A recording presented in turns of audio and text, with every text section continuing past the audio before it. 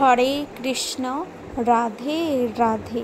মৌমিতা পরিবারে তোমাদেরকে জানাই অনেক অনেক শুভেচ্ছা ও অভিনন্দন।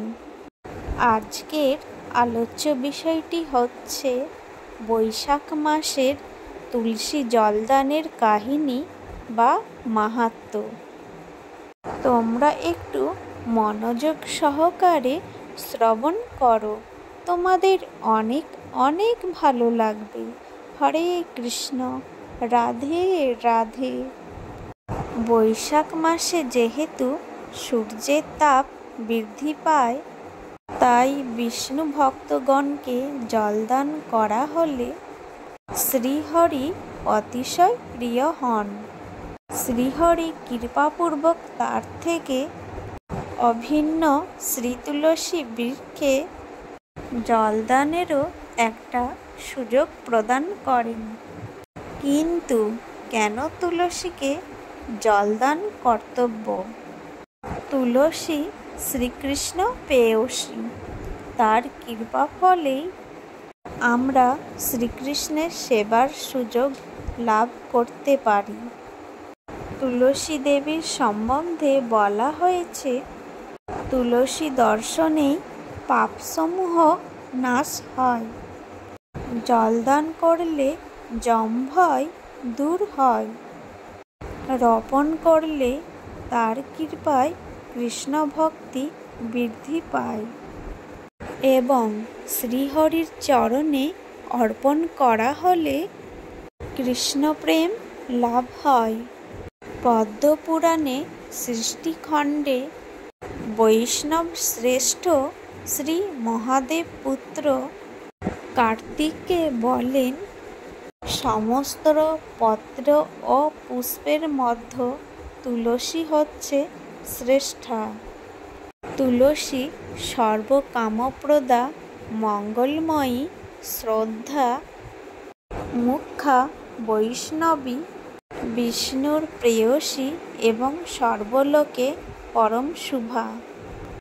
ভগবান শিব বলেন, হে কার্তিক, যে ব্যক্তি ভক্তি সহকারে প্রতিদিন তুলসী মঞ্জুরি দিয়ে শ্রীহরির আরাধনা করে, এমনকি আমিও তার পূর্ণ বর্ণনা করতে অক্ষম। যেখানে শ্রী তুলসীর বন আছে, শ্রী গোবিন্দ সেখানেই বাস করেন।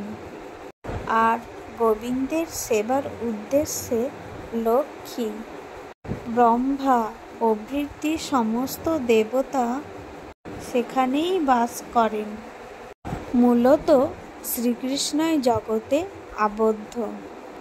জীবগণকে তার সেবার সুযোগ করে দেবার জন্য শ্রী তুলসী রূপে আবির্ভূত হয়েছেন এবং তুলসী বৃক্ষকে সর্বাপেক্ষা প্রিয় রূপে গ্রহণ করেছেন। বৈশাখে তুলসী পত্র দ্বারা শ্রীহরির সেবা প্রসঙ্গে তিনি বলেন, যে ব্যক্তি সম্পূর্ণ বৈশাখ মাস ভক্তি সহকারে তুলসী দ্বারা ত্রিসন্ধ্যা শ্রীকৃষ্ণের অর্চনা করেন, তার আর পুনর্জন্ম হয় না। তুলসী দেবীর পূজা, কীর্তন, ধ্যান, রোপণ ও ধারণে সমস্ত পাপ নাশ হয় এবং পরম গতি লাভ হয়। যে ব্যক্তি অন্যকে তুলসী দ্বারা শ্রীহরির পূজা অর্চনার উপদেশ দেন এবং নিজেও অর্চনা করেন, তিনি শ্রী মাধবের আলয়ে গমন করেন। শুধু তুলসী দেবীর নাম উচ্চারণ করলেই শ্রীহরি প্রসন্ন হন, ফলে পাপসমূহ নাশ হয় এবং অক্ষয় পুণ্যার্জিত হয়। নির্দেশিত হয়েছে যে সমগ্র পৃথিবীতে 3.5 কোটি তীর্থ আছে। তুলসী উদ্ভিদের মূলে সমস্ত তীর্থই অবস্থান করেন। তুলসী দেবীর কৃপায় ভক্তবৃন্দ কৃষ্ণ ভক্তি লাভ করেন এবং বৃন্দাবনের বসবাসের যোগ্যতা অর্জন করেন। বৃন্দাদেবী তুলসী সমগ্র বিশ্বকে সর্বত্রই পূজিতা। সমগ্র পুষ্পের মধ্যে তিনি শ্রেষ্ঠ। তিনি অতুলনীয়া এবং কৃষ্ণের জীবন স্বরূপিণী।